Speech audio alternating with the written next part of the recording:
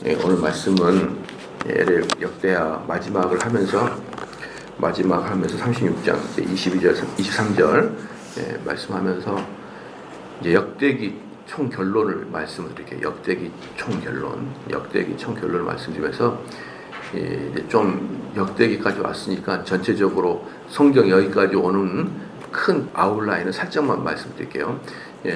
구약 성경은 총 39권으로 되어 있잖아요. 39권으로 되어 있는데 이제 그 중에 17권이 역사서라고 해요. 역사서. 17권을 역사서라고 그러는데 이 역사서는 지금까지 배우기 전부 다 역사서예요. 창세기부터 시작해가지고 지금까지 배웠던 거. 그 다음에 이 뒤에 에스라, 느헤미야, 에스더까지 여기를 총 역사서라고 합니다.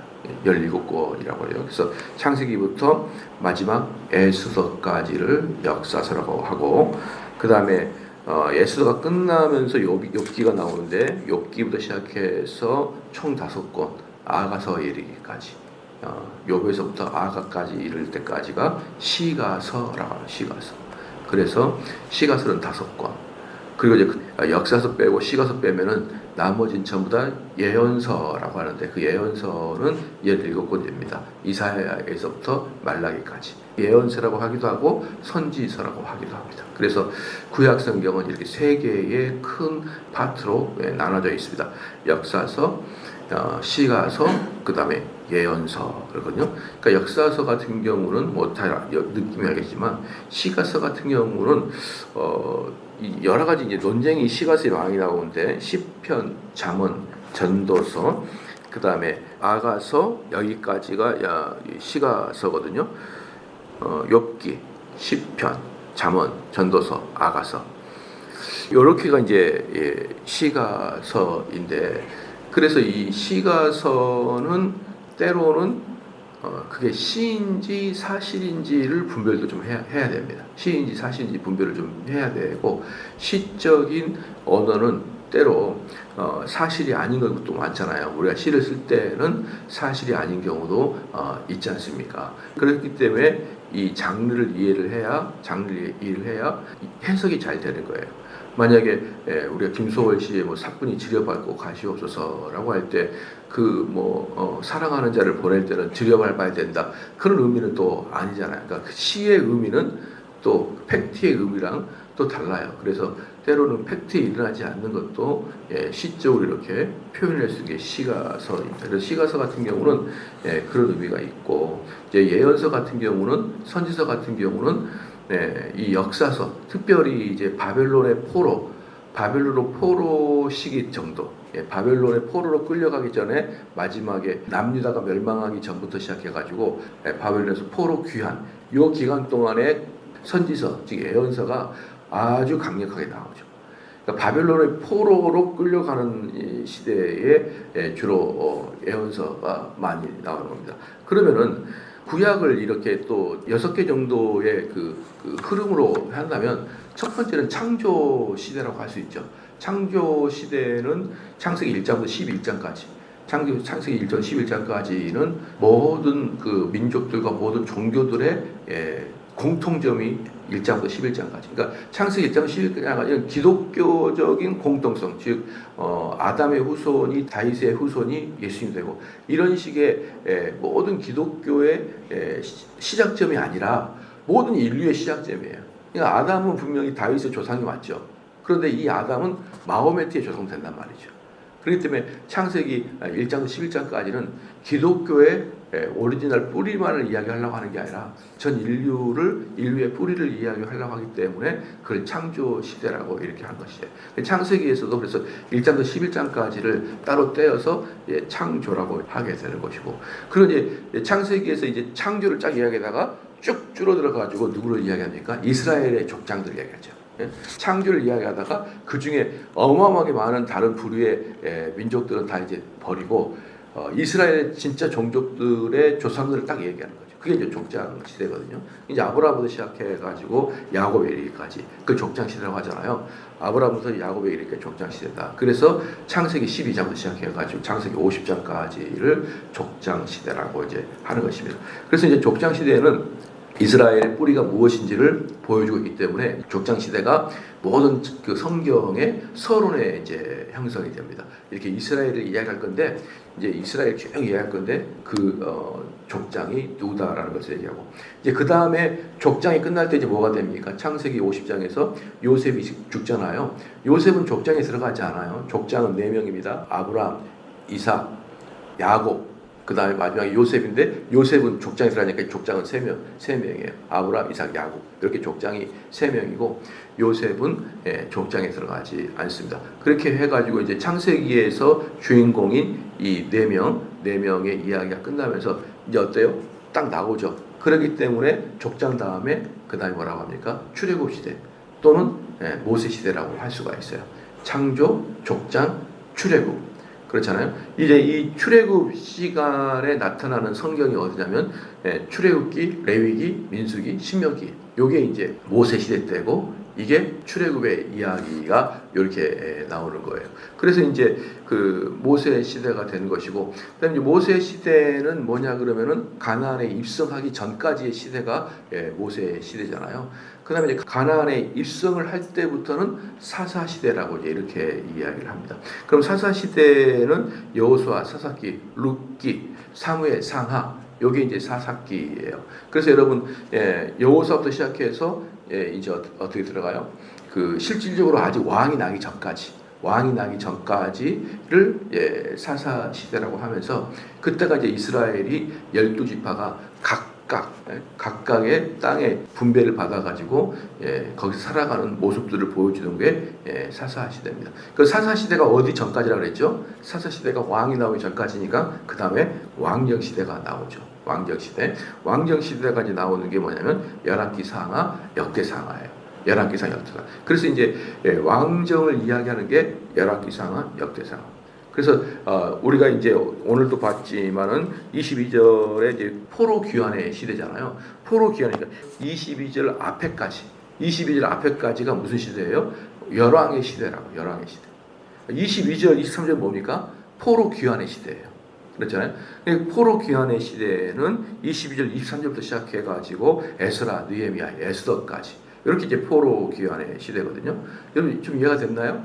이렇게 이제 크게 구약이 형성이 된 거예요. 그래서 이제 요 뒤에 나오는 선지서들은 역대하 36장에 나와 있는 그 시기에 선지자들이 나와가지고 너희들 조심해라 라는 이야기를 쭉 하는 것이 선지서니까 이스라엘의 그 역사가 그렇게 막 버라이어티하게 넓지 않다고요. 버라이어티하게 넓지 않아요. 그래서 창조, 그 다음에 족장, 그 다음에 출애굽, 사사, 그 다음에 왕정시대, 그 다음에 포로시대잖아요. 그 포로시대 때 이제 뭡니까? 이사야부터 말라기까지 쫙 있는 거라고, 쫙. 그렇기 때문에 구약이라는 이 구조 자체가 막 어떻게 생각하면 엄청나게 방대한 것 같지만 요렇게 6개의 그 텀을 가지고 있으면서 그때 이루어진 이야기들을 쭉 하게 되는 것입니다. 그러면 이제 선지서 같은 경우는 핵심이 뭐예요? 선지서의 핵심이 뭐냐면 딱 한 글자입니다. 너희들 그러다 죽어 이거예요. 이사야부터 시작해가지고 마지막까지 그 포커스가 어디 있다고요?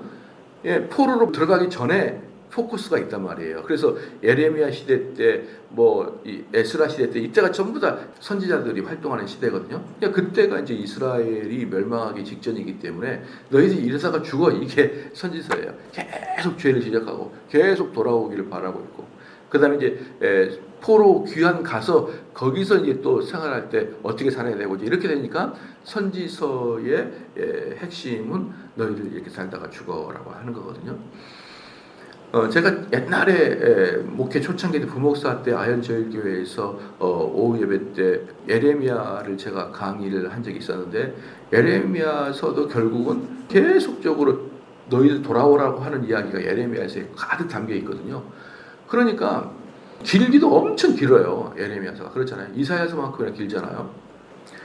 근데 내용이 똑같아요. 앞에 한 10분의 1 정도 전체 분량의 10분의 1 딱 하면은 그 10분의 1이 계속 되풀이 해가지고 설교가 하는 사람도 지치고 듣는 사람도 지치니까 똑같은 이야기가 반복하니까 그게 뭐냐 그러면은 너희들 죽어요. 주일날 오후에 그 설교하는데 맨날 죽는다, 뚫려 패고 똑바로 살아라 계속 그렇게 이제 이야기하니까 설교하는 저나 듣는 사람이나 다 지치고 있는 거예요. 맨날 혼만 나고 그 혼난 것도 새로운 것이 아니라 맨날 똑같은 거 혼나고 이렇게 되면서 뭡니까 이제 예언서가 이제 그렇게 끝나가고 있습니다. 그러면 이제 큰 이제 흐름을 좀 아셨죠? 그 성경 안에서 이제 큰 흐름. 그러면 이제 오늘은 열왕기서와 역대기서의 차이점을 조금 비교를 해드릴게요. 열왕기서와 역대기서는 어떻게 보면은 똑같다고 생각할 수가 있어요. 똑같다고 생각할 수 있는데 그것은 착각입니다. 열왕기서와 역대기서는 흐름 자체가 완전히 달라요. 이 열왕기서는 이제 다윗 이후에 다윗을 기점으로 다윗은 딱 자르고 다윗 이후에 솔로몬부터 시작해가지고 모든 마지막 왕까지 유대의 마지막 왕까지 솔로몬 이후에 유대의 마지막 왕까지를 역사 형식 우리로 말하면 삼국사기 같이 역사 형식의 흐름을 빌려가지고 쭉 팩트를 주로 나열하는 것이 열왕기서예요. 그러니까 이 다윗이 죽은 이후에 솔로몬은 전체 이스라엘의 세 번째 왕이거든요. 세 번째 왕, 3대 왕 솔로몬부터 시작해가지고 마지막 왕까지를 쭉 보여줍니다. 그러면 이제 열왕기서에서는 솔로몬이 죽은 다음에 남쪽 유다는 이제 남과 북이 나눠지는데 솔로몬이 죽은 다음에 남과 북이 나눠지는데 남쪽 유다는 솔로몬의 아들 르호보암이 남쪽 유다를 차지하고 있고 북쪽의 열 지파는 여로보암이 만들어 갑니다.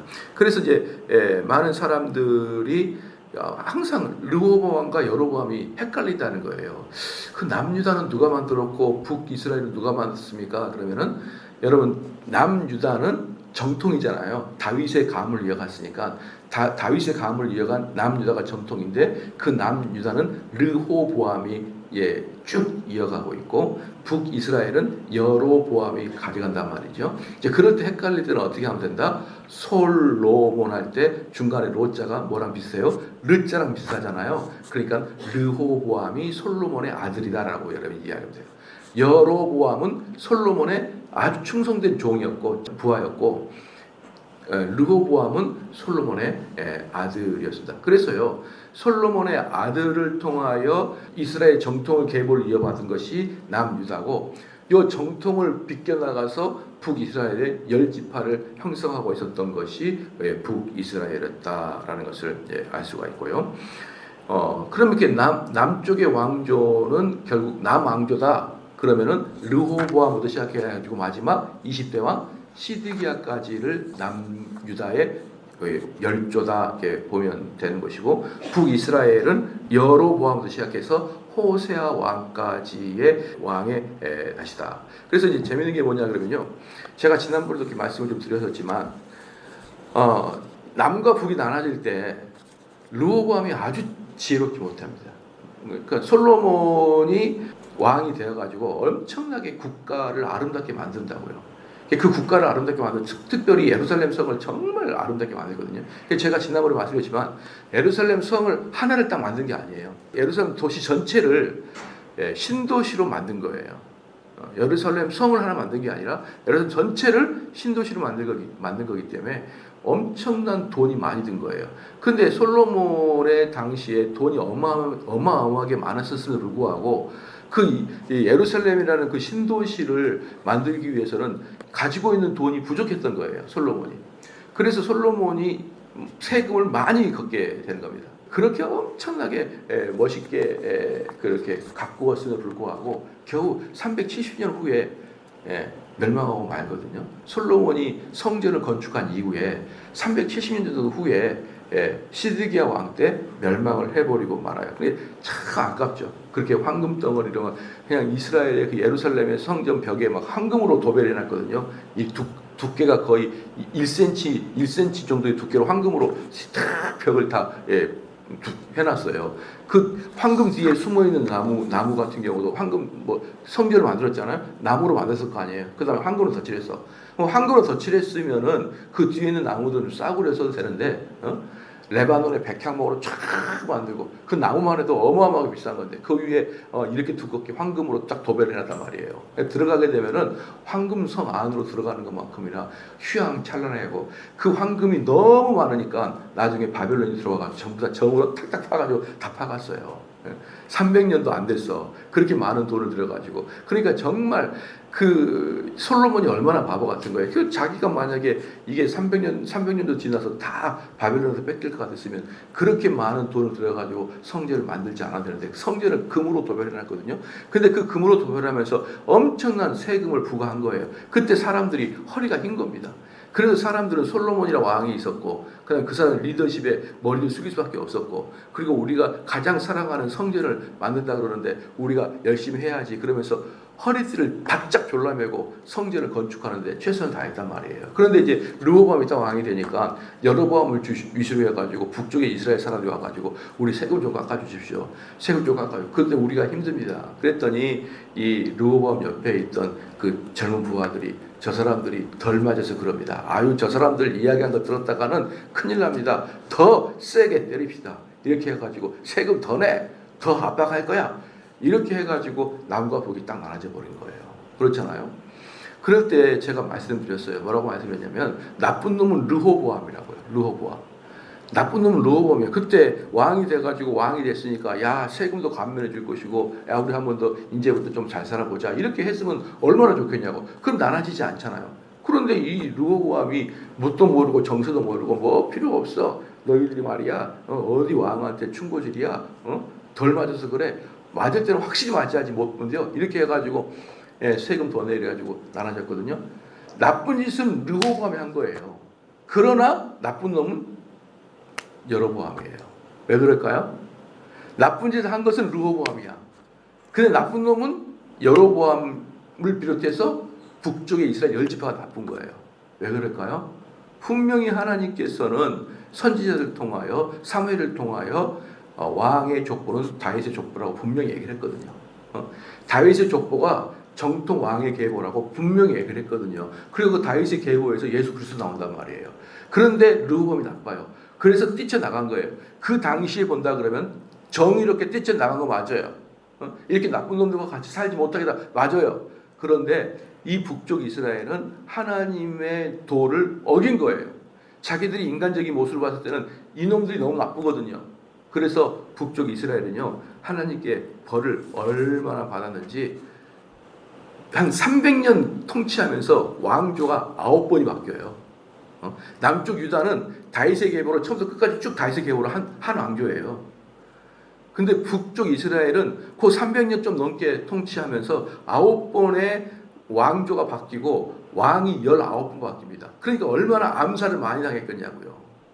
남유다는 하나의 왕조에 20명의 왕이 바뀌거든요. 3대가 솔로몬부터 시작해가지고 쭉 마지막 시리가 전체를 다 통틀면 20명의 왕이 바뀌는데 이 북쪽 이스라엘은 그 조그만한 그 나라에 그 몇 년 되지도 않아요. 300년이 몇 년 되지도 않잖아요. 왕조로 300년이 몇 년 되지도 않잖아요. 거기에 9번의 왕조가 바뀌고 19번의 왕이 바뀌었으니 여러분 북이스라엘은 얼마나 불안한 세월을 보냈겠냐고요. 좀 있으면 왕이 암살당하고 왕이 되면 누가 나를 암살할지 몰라가지고 왕이 쫄아있고 이런데 북이스라엘이 무슨 발전을 하겠냐고요. 그래서 우리는 참 우리 인간의 생각과 인간의 눈과 인간의 정의로움과 그리고 하나님의 택하심은 다를 수가 있다는 것을 우리는 분명히 인식을 해야 되는 거예요. 때로는 여기 있는 사람들이 죄를 지을 수 있어요. 죄를 지을 수가 있는데 그 죄를 지었다고 해서 그때마다 나눠지고 싸우고 깨버리고 그것은 하나님의 뜻이 아니란 말이에요. 제가 이번에 수련회 가가지고 우리 한국교회사를 강의할 텐데요. 한국교회사를 강의할 때 1960년대부터 시작해가지고 70년 사이에 60년과 70년 사이에 장로교회의 대분열이 시작됩니다. 대분열. 예. 조금만 안 좋으면 깨지고 조금만 안 좋으면 깨져버리고 그래가지고 지금 현재 장로교 교단이라고 말하는 교단이 200개가 훨씬 넘어요. 그래서 다시 한번 주소를 다시 한번 말해봐. 이래야지만 저희들도 알아들어요. 그냥 장로교 어디 측이다, 뭐 장로교 무슨 측이다, 뭐 합동 측 아시죠? 근데 거기다가 합동 측에다가 뒤에 보수자를 붙여요. 합동 보수다. 이것은 뭐냐면 합동 측에 갈라 나오는데 이름을 또 보수라고 불러가지고 합동 보수다. 합동 보수 정통이다. 교단 이름이 어디입니까? 합동 보수 정통입니다. 막 그래요. 아니 그건 어디에 있어요? 어디를 중심으로 몇 개 있습니다. 이렇게 해가지고 200개가 훨씬 넘는 장로교가, 목사들도 몇 개가 있는지 정확히 몰라요. 저도 지금 교단을 만들 생각을 하고 있거든요. 아시잖아요. 그죠? 청교도 교단이라고 따로 만들고 싶어요. 한 500개 모아가지고. 얼마든지 만들 수 있어요. 한 200개 교회만 된다 그러면은 교단 하나 만드는 거 쉽습니다. 그냥 등록만 하면 되는 거예요. 그러니까 장로교로 모여라 그러면은 뭐 어디 교단인지도 모르는 거예요. 만약에 제가 정대호 목사가 도저히 한국교회 제가 별로 안 좋아하는 거 아시잖아요. 안 좋아해서 다 도대체 이 합동치유 통합주의 좋아하지 않겠다. 내가 차라리 마음 맞는 애들이랑 청교도 개혁주의 하는 사람하고 한번 만들어봐야지. 그러면 만들 수 있거든요. 그러면 저 같은 조그만 목사가 만들었잖아요. 그럼 어떻게 정통 원래부터 갖고 있던 교단 목사님들이 저를 알아보겠어요. 그런 교단이 있는지 알아보겠어요. 그렇게 해서 톡톡톡 만들어버리는 거예요. 그게 60년대부터 그냥 급격하게 나타납니다. 그랬더니 지금은 목사들도 모르는 만큼 교단이 많아요. 이게 좋아 보입니까 여러분? 좋아 보여요? 나는 안 좋아 보이는데. 그때 나눌 때는 정의로웠죠. 이게 정의입니까? 이게 우리 교회가 목사들이 해야 될 일입니까? 예를 들어서 일제시대 끝나자마자 신사참배를 반대했던 저기 경상도의 경남노회라고 있어요. 경남노회가 이것은 우리 신사참배 반대하겠습니다. 그래가지고 헤어진 것이 고신측이에요. 합동 측에서 고신측이 빠져나온 거예요. 그때부터 이제 핵분열이 시작되는 거예요. 그때까지 좋았어요. 뭐 그때는 합동측, 기장측은 한신대 자유주의 있잖아요. 기장측, 고신측 여기까지는 괜찮았어요. 여기까지는 그래도 그 다음에 1959년에 나눠진 게 합동측, 통합측 나눠져요. 이제 이때부터 핵분열이 시작되는 거예요. 합동측과 통합측이 1959년에 나눠지면서부터 1970년대 이르기까지 엄청나게 교단이 나눠집니다. 근데 지금은 뭐예요? 전부 다 중소교단이 돼가지고 신학교단 하나도 없어요. 교단이 되려고 그러면 신학교 하나 있어야 되거든요. 그래서 자기 교단에 맞는 신학을 공부하고 그리고 쫙 뻗어나가는데 일단 이렇게 교단이 많아지니까 신학교도 없고 또 신학교를 만들려고 하다 보니까 이렇게 몇 명들 아주머니, 할머니, 할아버지를 모이세요. 신학교를 만들어버려요. 그래서 거기서 나오는 수많은 목사들이 비자격을 갖춘 목사들이 어마어마하게 쏟아지기 시작합니다. 네?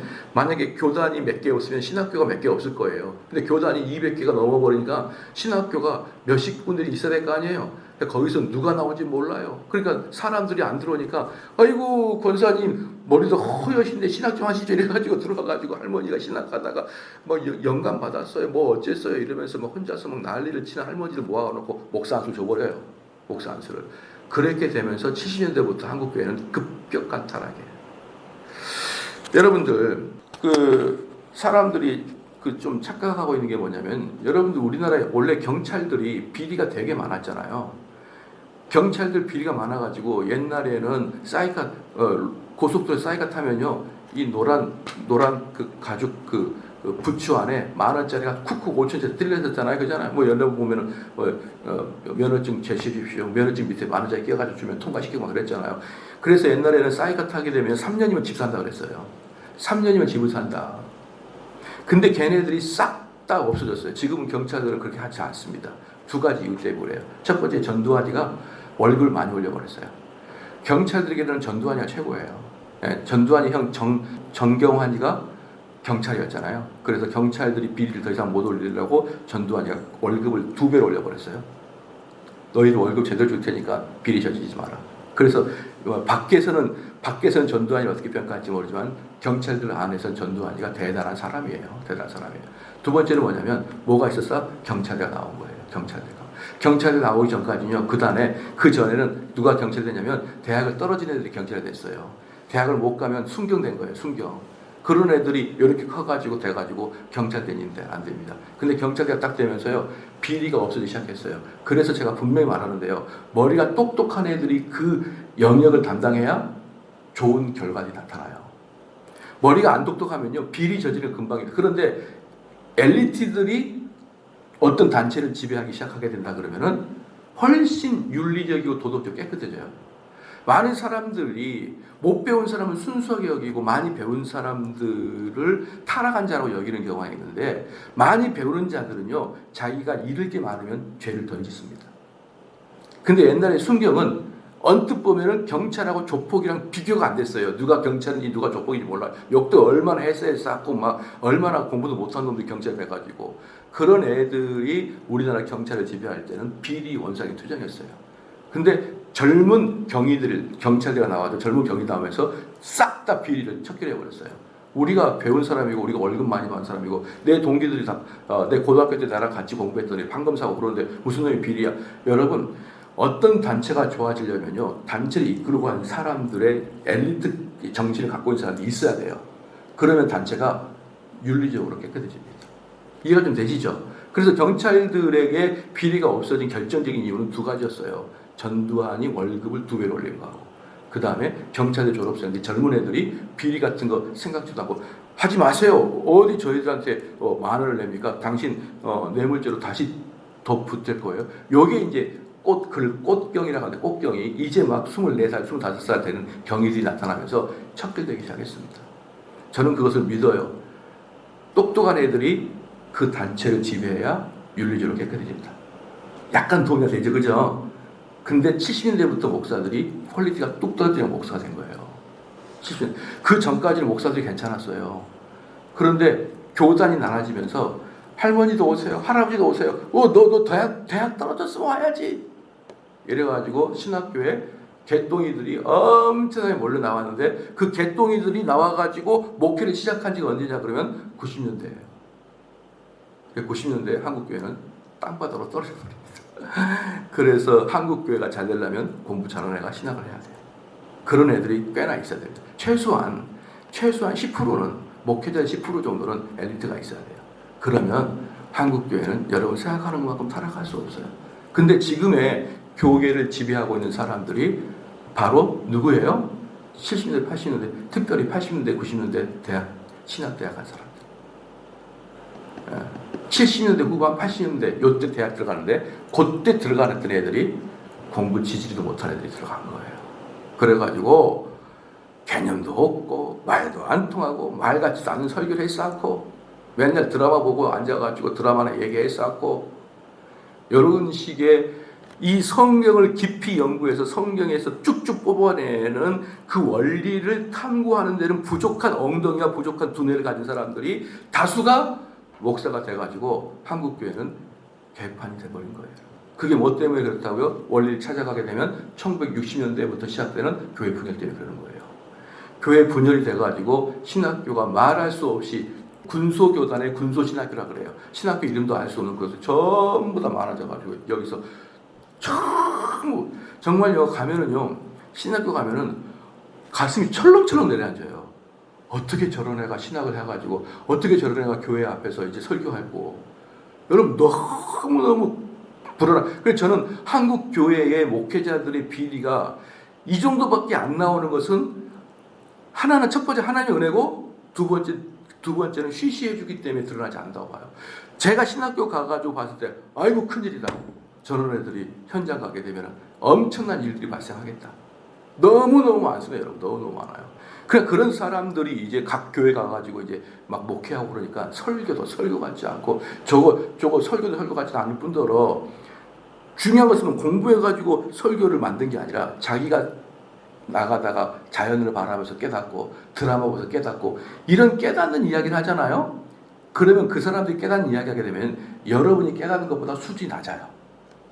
그러니까 앉아서 그 사람들의 이야기 들어보면 앵간치 않은 거예요. 아이고 저거 설교 나도 하겠다. 이렇게 되면서 한국교회는 박살이 난 거예요. 이게 제가 뿌리를 찾아가면 뭐부터 시작하는 거예요? 교회 분열부터, 교단 분열부터 시작해가지고 신학교의 난립이에요. 여러분 이런 사람들이 꽉 차 있고, 그러니 한국교회는 당분간은 소망이 없어요. 여러분 정말 소망이 있으려 그러면 엘리트들이 쭉쭉 나와야 돼요, 신학교에서. 근데 별로 안 나올 것 같아요. 그래서 제가 아주 제가 논리적으로 모순이 되지만, 그래서 교단을 만들고 싶고, 그래서 신학교를 만들고 싶은 거예요. 그래서 이 논리적인 모순이죠. 또 내 정의감에 의해서 또 교단을 만들고 또 신학교를 만들고 싶은데 그래서 신학교를 만들고 싶은 거예요. 너무나 미천한 아이들이 신학교에 너무 많아가지고. 됐죠? 그렇기 때문에 그런 이유이기 때문에 열왕기서에서는 결국은 남유다에게 정통성이 가는 것이고 북이스라엘은 비록 저희들이 옳은 일을 했지만 정통을 떠나버리는 북이스라엘에게는 하나님의 저주가 임하게 되는 거예요. 그래서 북이스라엘은요, BC 722년에 북이스라엘은 아수르에게 멸망당합니다. 근데 여기서 정말 슬픈 것은 뭐냐면요, 이 북이스라엘, 여러분 혹시 다음에 기회가 된다 그러면은 북이스라엘 여러 지파들 있죠. 므낫세 지파, 그 다음에 뭐 많은 지파들 있잖아요. 많은 지파들이 있어요. 레위 지파들도 있고 많은 지파들이 있거든요. 단 지파도 있고 많은 지파들이 도대체 어디로 갔는지 한번 추적을 해봐요. 분명히 유다 지파는 있어요. 유다 지파는 지금도 이스라엘의 족보들은 유다 지파들이거든요. 근데 그 지파들 말고 북이스라엘 열 지파들, 므낫세, 단 지파, 뭐 이런 지파들은 없어졌어요. 세계에서 사라져버렸어요. 왜 사라졌느냐? 아수르가 얘네들 데리고 갔거든요. BC 722년에 멸망시켰는데 아수르가 데려가가지고 어떻게 해버렸냐면은 세계에다 뿌려버렸어요. 여기 조금 저기 조금 저기. 그러니까 이 남유다는 어떻게 데려갔냐면 바벨론이 끌어가가지고 바벨론 안에서 포로를 잡았거든요. 남유다는. 근데 북이스라엘은 아수르가 끌고 가가지고 자기 제국에 여기 저기 저기다 다 뿌려놨어요. 그래서 지금도 어디에도 이스라엘 사람이 있냐면 중국에서도 이스라엘 사람들이 있어요. 근데 그 중국에 이스라엘 사람이 있는데 이 이스라엘 사람들이 언제 중국으로 넘어왔는지 몰라요. 오래전부터 자기들의 자치구역이 따로 있어요. 이스라엘 사람들이, 중국 사람들이. 아마도 이 아수르 시대 때 흩뿌려진 그 민족 중에 하나일 것이라 추측을 할 수 있어요. 그래서 이 아수르 사람들은 북이스라엘 사람 포로 잡아가지고 얼마나 이스라엘 사람을 미운지 한 곳에 모으지 않고 전 세계에다가 소수 인종으로 뿌려놔가지고 지금은 그 뿌리가 어디인지 몰라요. 북이스라엘 열 지파 완전히 망했어요. 끝. 이게 하나님이 그들에게 준 벌이었습니다.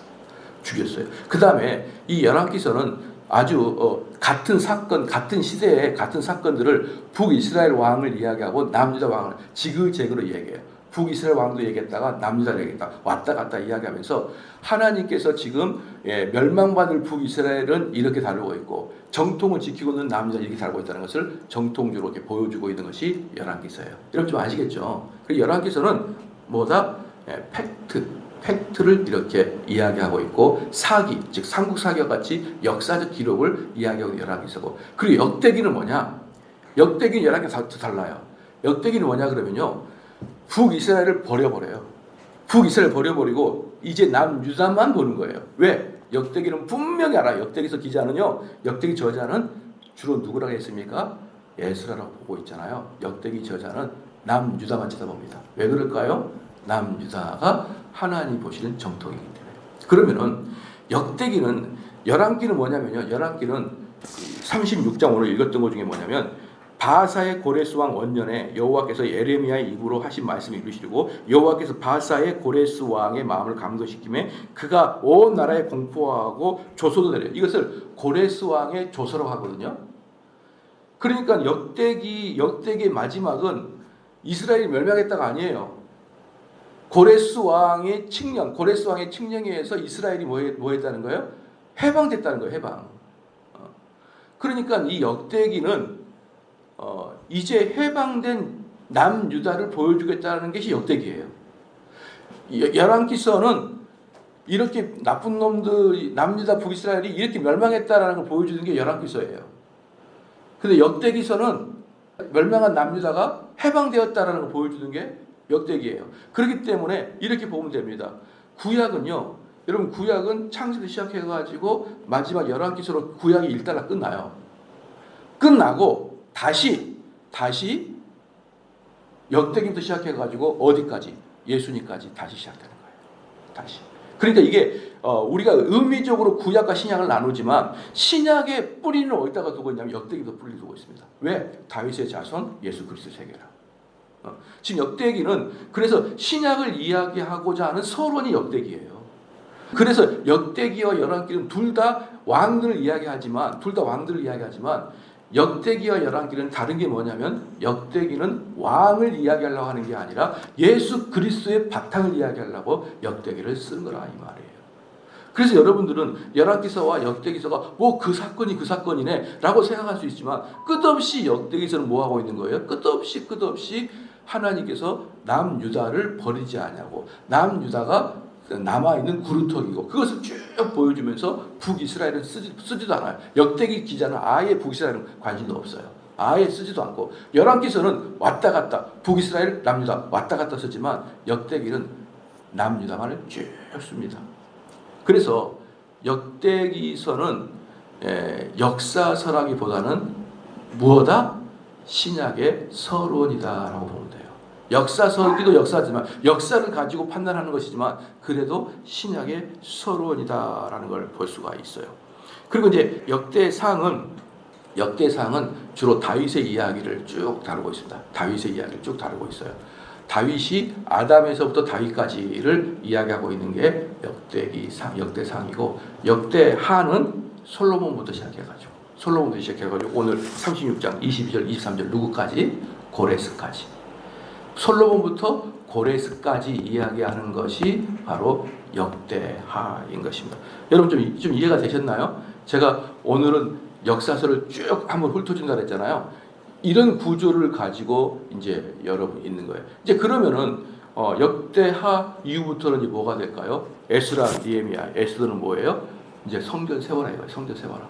너희들 하나님이 완전히 북이스라엘 끝났어요. 그리고 북이스라엘 끝났죠. 그럼 포로로 잡혀가는 애들은 남유다죠, 그죠?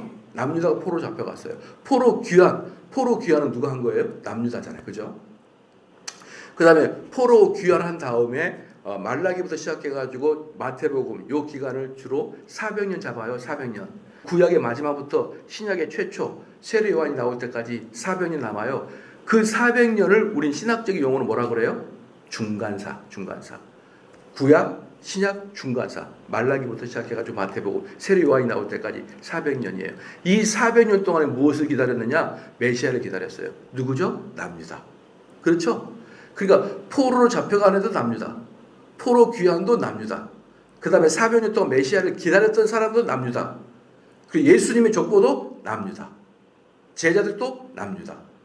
유다 족보만 나오는 거예요. 그 다음부터는 이스라엘 족보가 없어요. 이 역대기 이후부터는 이스라엘 족보는 사라지고 말아요. 남유다의 족보가 만들어지고, 이 남유다의 족보가 지금 현재 이스라엘에 있는 이스라엘 사람들의 조상이 남유다 사람들이에요. 아까도 말했지만 북이스라엘의 10지파들은 아무도 없어요. 지구상에 어디 있는지 몰라요. 어디서 누구와 혼혈이 돼가지고 사라져버리는지 몰라요. 그러나 하나님이 보존한 지파는 딱 남유다 하나 지파고, 남유다와 베냐민 지파 일부를 딱 지금까지 보존하고 있는 거예요. 그래서 지금 이스라엘 놀러 가가지고 그들을 바라보면은 그들은 전부 다 유다 지파들의 후손들이다라고 보면 되는 거예요. 여러분 어떠세요?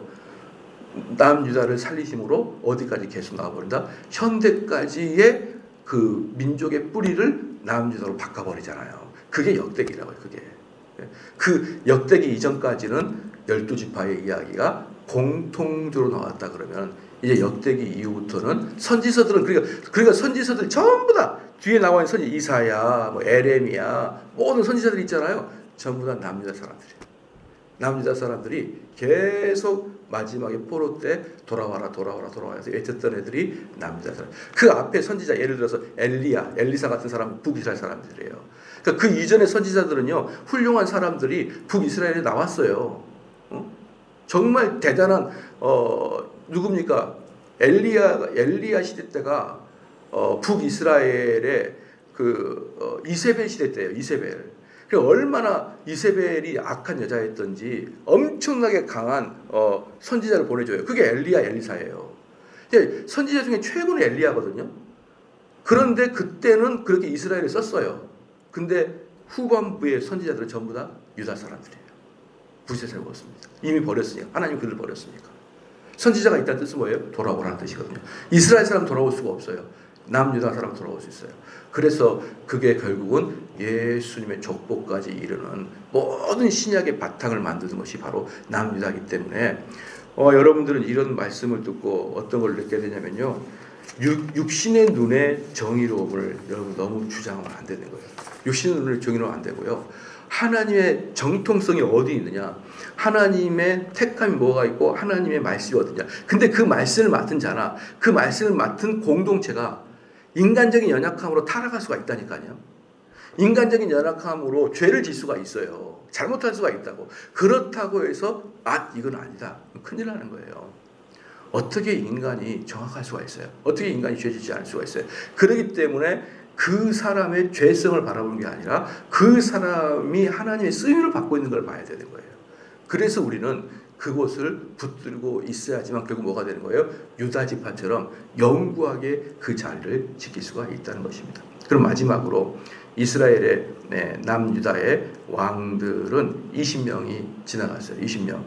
그 중에 선한 왕이 제가 세보니까 4명이야. 4명. 20명의 왕 중에 선한 왕이 4명입니다. 그게 어디냐면 첫 번째 여호사밧이 선한 왕이고요. 두 번째 선한 왕은 요담 왕이고, 세 번째 히스기야, 네 번째 요시야. 이렇게 여호사밧, 그 다음에 요담, 히스기야, 요시야. 이 20명의 왕 중에 4명만 선해요. 4명만. 그것도 누가? 남유다가. 북이스라엘은 19명 왕 중에 한 명도 선하지 않아요. 북이스라엘 한 명도 선하지 않고 남유다는 20명의 왕 중에 4명만 선해요. 4명만. 여러분 이걸 보면은, 그런데 이 20명의 왕, 이 역대기에 나와 20명의 왕들이 그래도 하나님의 정통성을 가지고 가는 왕이에요. 참 신기하죠. 하나님의 정통성을 가져가는데 글쎄 20명 중에 4명만 선하다니 이게 무슨 말입니까? 북이스라엘은 단 한 명도 없고 19명 중에. 이걸 본다 그러면 얼마나 인간의 연약한지, 얼마나 연약합니까? 그리고 여러분들 아시겠지만 히스기야나 그 다음에 요시야나 그렇게 종교개혁을 잘 일으켰으면서도 또 문제를 살짝 남겨놓고 또 실패하고, 그런데도 하나님이 그들을 선한 왕이라 쓰고 있고. 그래서 인간은요, 무엇을 한다고 해도 믿을 존재가 안 되고 인간의 기댈 존재가 아니고, 우리는 만왕의 왕이신 예수님만이 우리에게 실망을 시키지 않은 왕이시는 거예요. 그래서 이 역대기를 여러분이 쭉 마치면서, 우리가 열왕기도 했고 이제 역대기도 했잖아요. 이제 한 달락 끝내고, 자, 신약의 서론을 끝내고 이제 다시 또 신약의 바탕이 되는 이제 다음 주부터 또 에스라부터 들어가잖아요. 여러분이 읽을 때 꼭 한번 생각할 게 뭐냐 그러면, 하나님이 쓰시는 그 공동체에도 이렇게 선한 왕이 없구나. 그런데도 그 라인을 타고 하나님은 계속적으로 말씀을 보호하고 있었고, 계속적으로 그 말씀을 잘 보호하려고 그러면 선지자를 통해서 돌아오라고 그렇게 외쳤던 이유가, 돌아오라 외쳤던 이유가 이 20대 왕 중에 겨우 4명의 왕이 그렇구나. 그러니까 여러분 구약을 보면요, 여러분 생각해 보십시오. 20명 중에 왕 중에 4명만이 선한 왕이잖아요. 그럼 4명이 선한 왕이면 백성들은 어떤 상태냐? 왕들보다 더 타락했어요. 백성들이. 제가 늘상 얘기하잖아요. 이 왕은 무엇을 두려워한다? 여론을 두려워요. 여론을. 그래서 이 백성들이 여론이 들끓으면 왕은 정책을 바꿔요. 그런데 이 왕들이 4명 외에 나머지 16명이 전부 다 악한 왕이 될 수 있었던 이유는 백성들이 동의했기 때문에 그러는 거예요. 동의했기 때문에. 백성 중에 선한 백성이 없는 거예요. 백성이 동의가 되니까 왕들이 그 일을 하는 거예요. 여러분 그럴 때 선지자 나왔어요. 그때 선지자, 그게 전부 다 구약이에요. 그래서 여러분 구약을 읽는데, 죄송합니다. 구약을 읽는데 어떻게 부드러운 설교가 나올 수 있죠? 나는 그게 이해가 안 가요. 19명의 왕, 20명의 왕 중에 전부 다 타락하고, 북이스라엘 19명이 전부 다 타락했는데, 온 백성이 타락했는데 어떻게 성경을 해석하는데 부드럽고 따뜻한 설교가 나올 수 있냐고요. 그래서 저는 그런 목사들한테 참 대단하다. 하나님의 진노하심과 하나님의 목에서 나온 불을 어떻게 저렇게 부드럽게 설교할 수 있을까? 어떻게 저렇게 부드럽게 사람들을 설득할 수 있을까? 여러분 그래서 저는 그걸 가짜로 봐요.